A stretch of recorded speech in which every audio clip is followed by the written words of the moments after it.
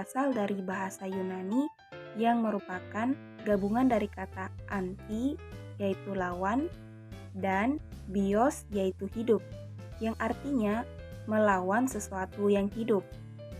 Kemudian, antibiotika adalah yang dihasilkan oleh suatu mikroba, terutama fungi atau jamur, yang dapat menghambat atau dapat membasmi mikroba jenis lain.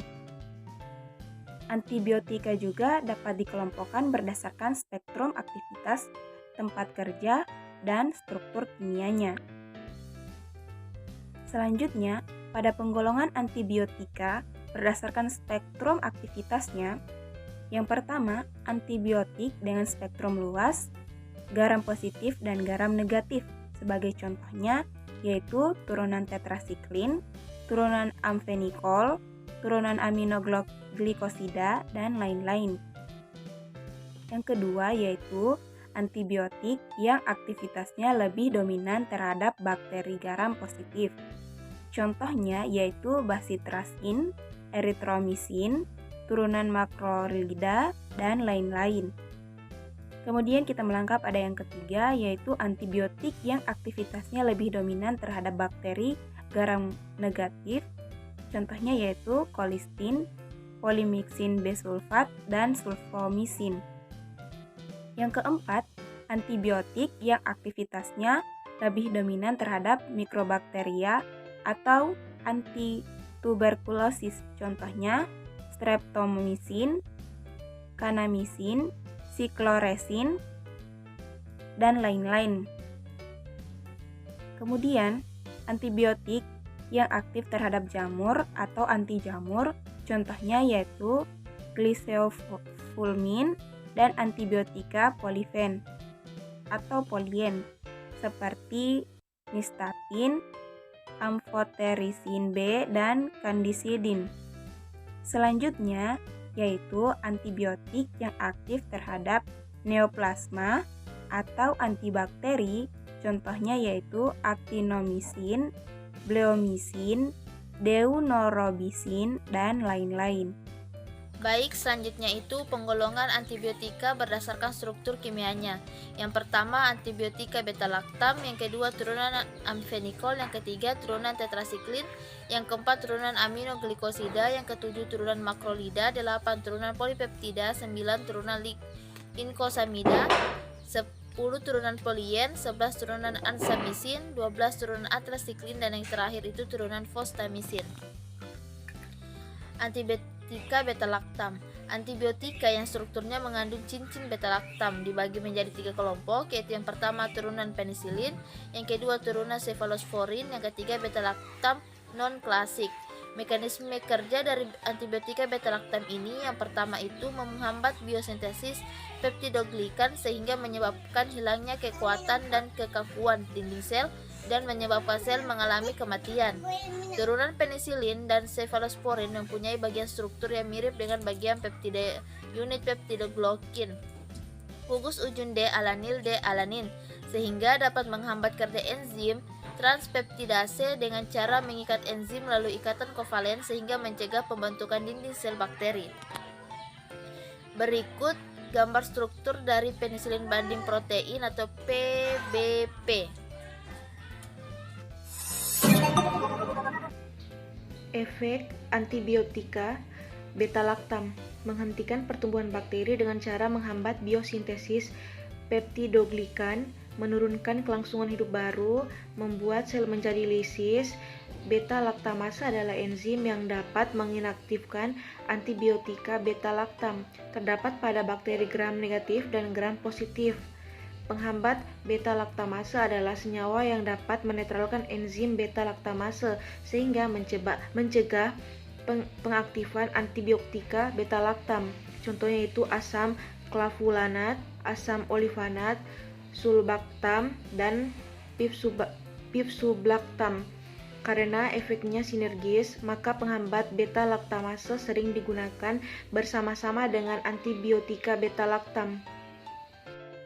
Baik, di sini saya akan menjelaskan tentang hubungan struktur dan aktivitas turunan penisilin yang dimana melalui modifikasi molekul telah dibuat turunan penisilin baru dengan sifat-sifat yang lebih baik dibandingkan dengan penisilin alami, yang dimana penisilin yang tahan asam yaitu karena adanya gugus penarik elektron, misalnya gugus fenoksi yang terikat pada rantai samping amino, sehingga gugus tersebut mencegah penata ulangan penisilin menjadi asam penilat yang terjadi dalam suasana asam.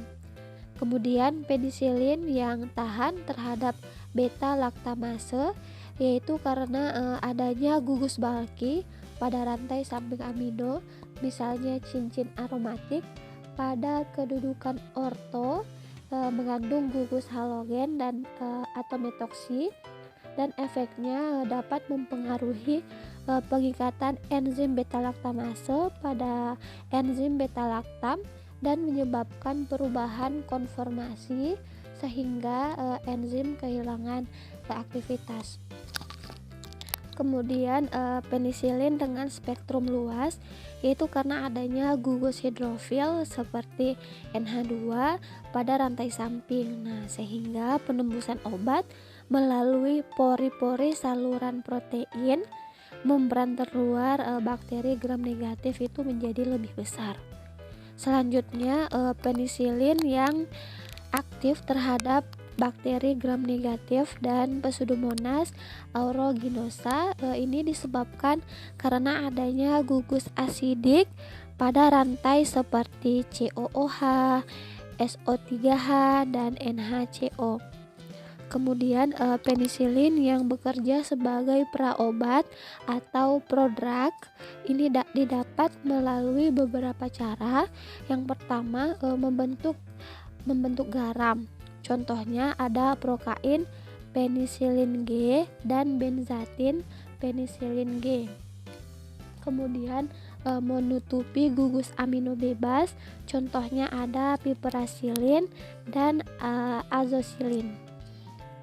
Terakhir, membentuk ester pada gugus karboksil yang terikat pada atom C3. Contohnya ada vancomycin dan rifampicillin. Nah, bisa kita lihat pada struktur kimia dari antibiotik penicillin dengan gugus R.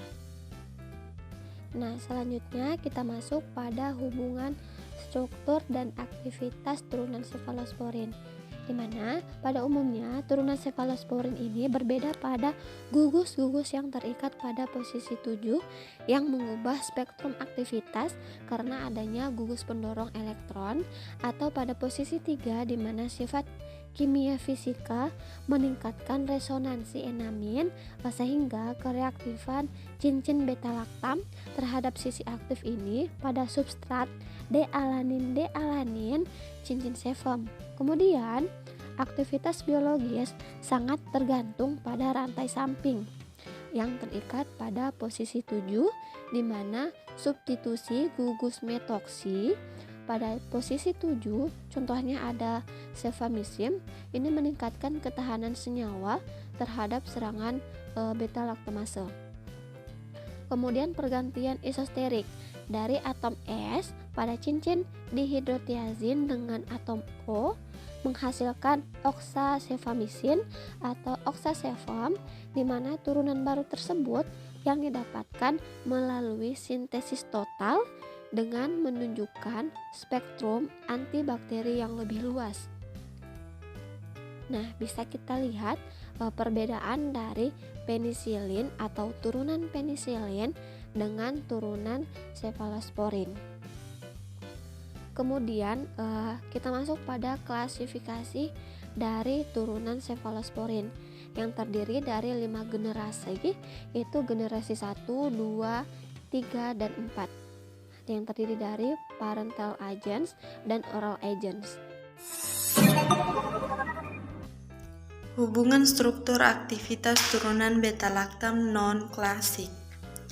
Beta laktam non-klasik adalah antibiotika yang mengandung cincin beta laktam yang kadang-kadang bergabung dengan cincin lain yang terdiri dari 5 atau 6 atom. Dibagi menjadi 5 kelompok, yaitu turunan asam amidinopenisilat, turunan asam penisilat, turunan karbapenem, oksapenem, dan beta-lactam monosiklik.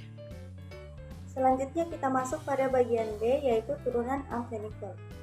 Turunan amfenikol adalah antibiotika yang terdiri dari kloramfenikol dan senyawa sintetik analognya itu merupakan senyawa bakteriostatik.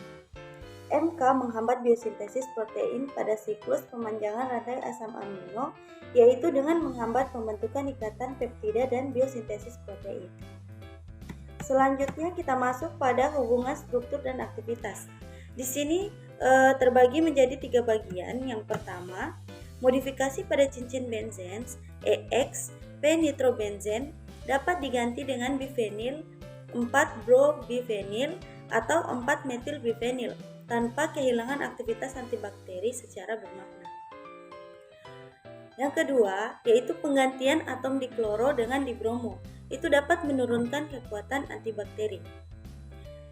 Yang ketiga atau yang terakhir, yaitu penggantian 2 gugus hidroksil, perluasan atau pemendekan gugus CH2OH ujung dan substitusi atom H pada C2 itu menghilangkan aktivitas bakteri.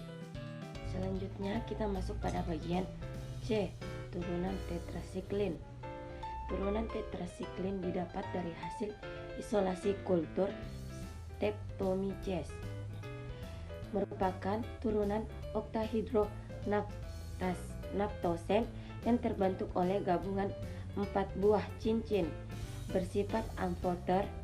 MK bakteriostatik. Aktivitas bakterinya disebabkan oleh kemampuan untuk menghilangkan ion-ion logam yang penting bagi kehidupan bakteri seperti ion Mg. Pada tabel 1 terdapat gambar struktur tetracilin. Itu terbagi atas 6, itu yang pertama oksitetracilin, dimethicillin, metacillin, duxicillin, chorotetracillin, dan minocillin. Baik, selanjutnya ada turunan aminoglikosida. Aminoglikosida adalah antibiotik dengan struktur kimia yang bervariasi, mengandung basa deoksistreptamin atau streptidin dan gula amino 3 aminoglukosa, 6 aminoglukosa, 2,6 diaminoglukosa, garosamin, deglukosamin, ln-metilglukosamin, neosamin, dan purpurosamin. Turunan aminoglikosida yang sering digunakan yaitu streptomisin, kanamisin, gentamisin, neomisin, tepramisin, amikasin, metilmisin, dibekasin, dan spektilnomisin. Pada umumnya, turunan aminoglikosida ini mengandung 3 cincin yang dihubungkan melalui jembatan eter.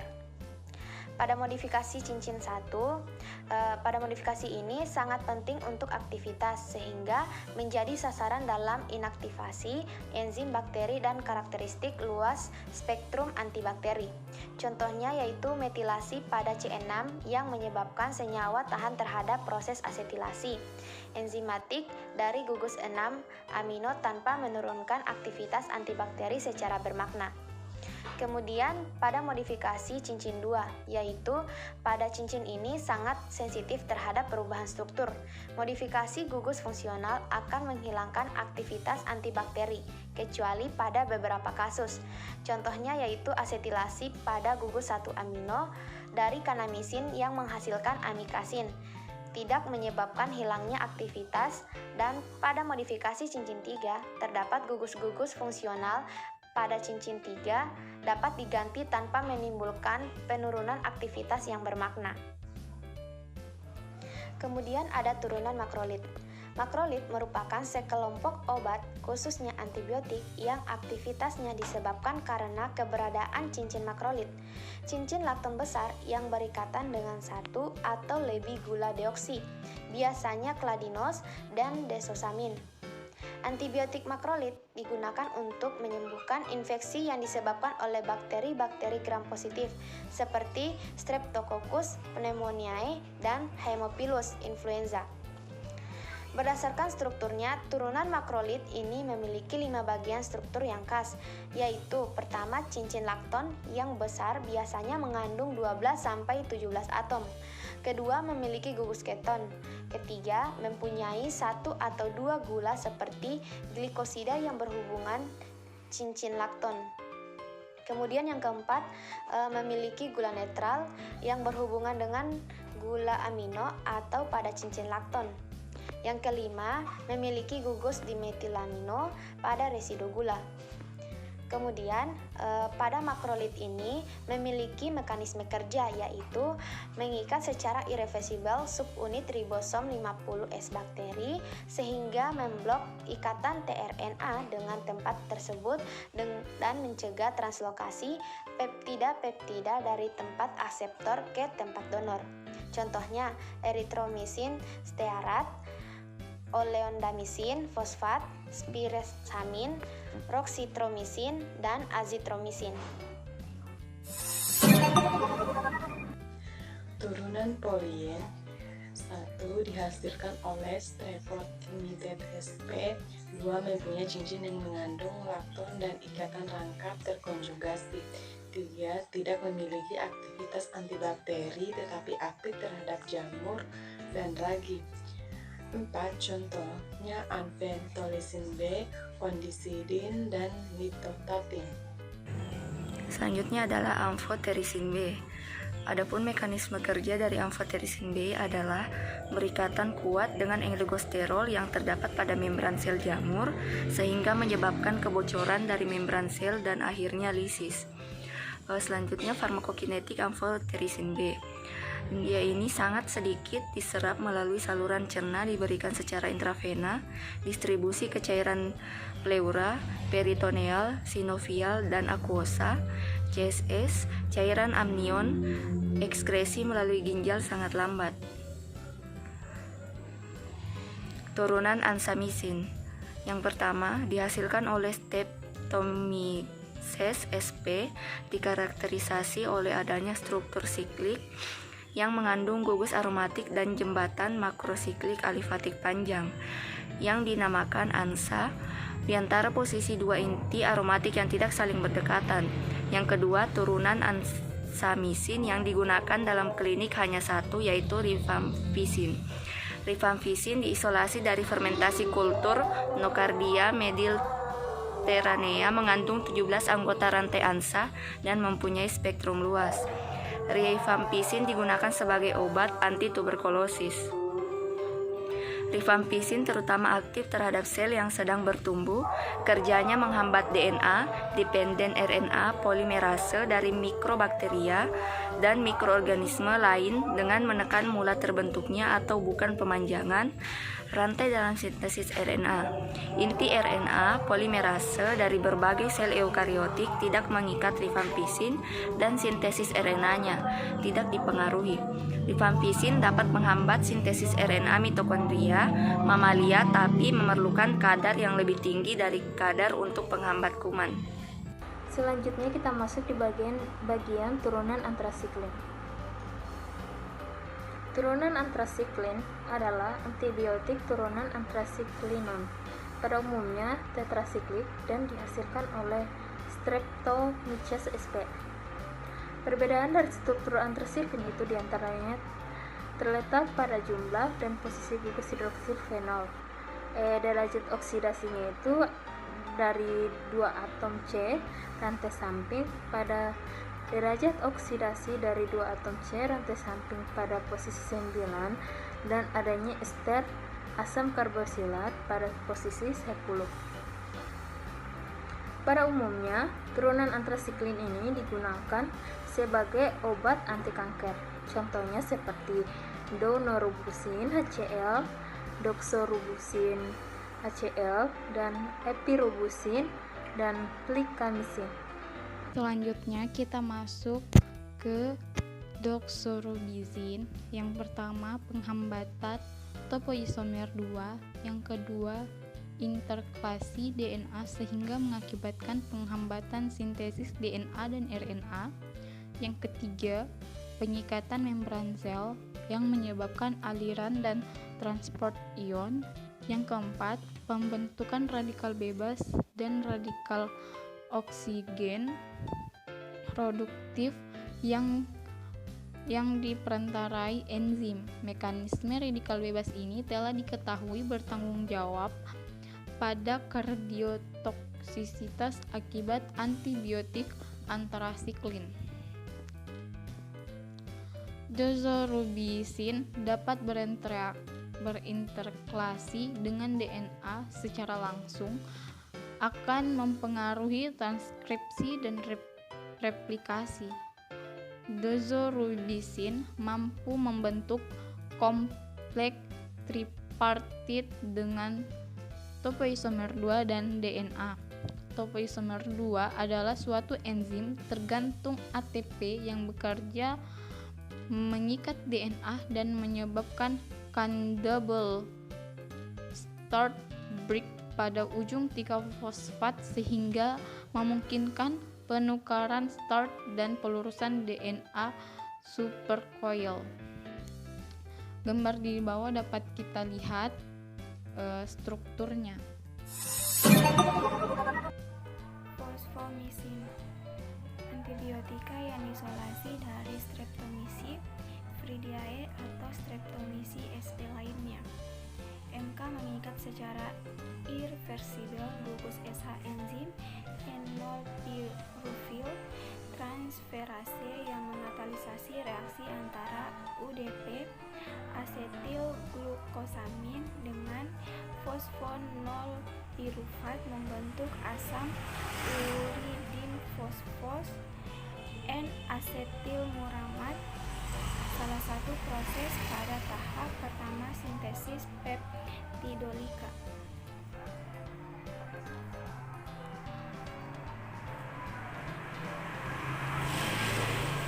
Fosfomycin adalah obat antibakterial yang bekerja dengan cara menghambat kerja enzim biosintesis peptidolika, di mana peptidolika berfungsi sebagai membentuk dinding sel bakteri.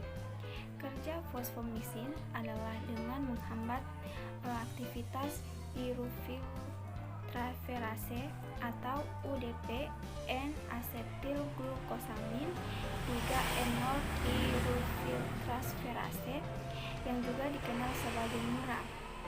Enzim ini bekerja sebagai katalisator dalam proses enransemen awal peptidolika, menghambat penggabungan antara UDPN, asetilglukosamin atau glika, dan fosfenolpirufat atau PEP, peptide untuk menjadi peptidolika. Kerusakan pada lapisan ini akan menyebabkan kematian sel bakteri. Fosfomycin masuk ke dalam bakteri melalui transporter gliserofosfat.